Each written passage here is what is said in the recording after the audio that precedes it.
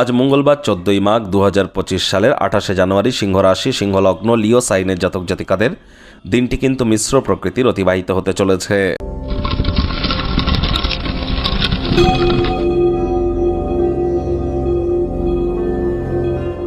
ভিডিওটি শুরুতেই স্ক্রিনে আপনারা দেখতে পাচ্ছেন মঙ্গল গ্রহের বীজমন্ত্র ওম ক্রাং ক্রিং ক্রং স ভোমায় নমঃ। এটি আপনারা সকাল দুপুর সন্ধ্যা 3 বেলায় 108 বার করে জপ করুন, অত্যন্ত উপকৃত হবেন।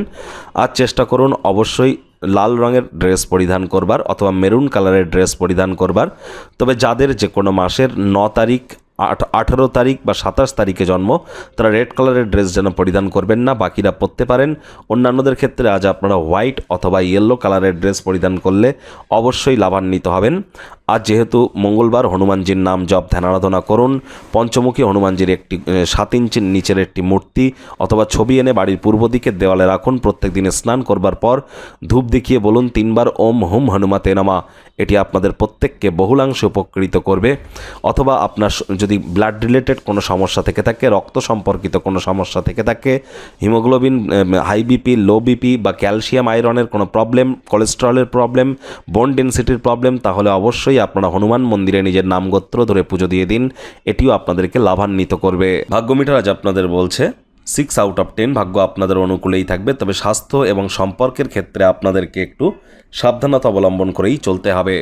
ওজন বুঝে ভোজন গ্রহণ করুন। রাস্তাঘাটে সাবধানে গাড়ি ঘোড়া চালান। কেউ না কেউ আপনার মেজাজকে বিপর্যস্ত করতে পারে।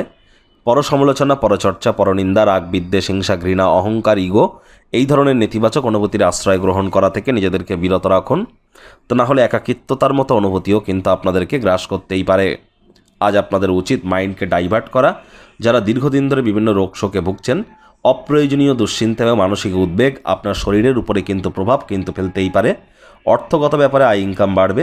নতুন উদ্যোগ পরিকল্পনার পাশাপাশি নতুন নির্মাণ কার্যের শুরুয়াত আজ করা যেতেই পারে। চাকরিজীবী যারা আছেন তাদেরও অফিসের পরিবেশ এক প্রকার ঠিকঠাক। বস কলিগদের সাথে ভাব ভালোবাসা বাড়বে। কর্মে গতি অনুভব করবেন।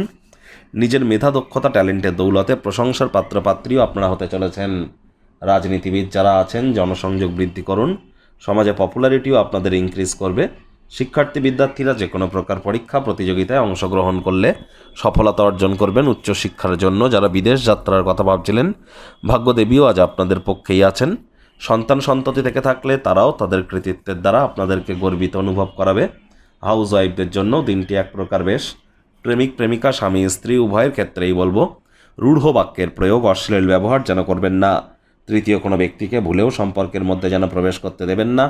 সম্পর্কের দুর্বলতা কিন্তু আরও বেড়ে যেতে পারে। শত্রুপক্ষ, বিরোধী পক্ষ আজ একটু হলেও শক্তিশালী কিন্তু থাকছে। ওজন বুঝে ভোজন গ্রহণ করুন। রাস্তাঘাটে সাবধানে গাড়ি ঘোড়া চালান। বাণিজ্যিক উদ্দেশ্যে গৃহীত কোনো যাত্রা বা ভ্রমণ আপনাদের ক্ষেত্রে লাভদায়ক প্রমাণিত হবে। নতুন পরিকল্পনা প্রকল্পগুলিকে বাস্তবায়ন করবার চেষ্টা আপনারা কিন্তু করতেই পারেন। কারোর উপরে ডমিনেটিং নেচারের যেন হবেন না। কি বলছেন, কোথায় বলছেন, কেন বলছেন ভাবনা চিন্তা করে বলুন।